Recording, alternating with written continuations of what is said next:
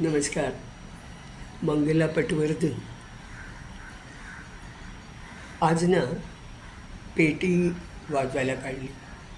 काही असे 2 वर्ष मी पेटी ठेवूनच होती ती. ती वापरलीच नव्हती आणि आता तब्येतीमुळे असेल किंवा काहीतरी इतर कारणामुळे. पण मागच्या आठवड्यात ती काढली. म्हटलं सगळं विसरायला होईल केलेलं. आणि हा प्रयत्न चालला आहे, संगीत थेरपी म्हणून करते आहे.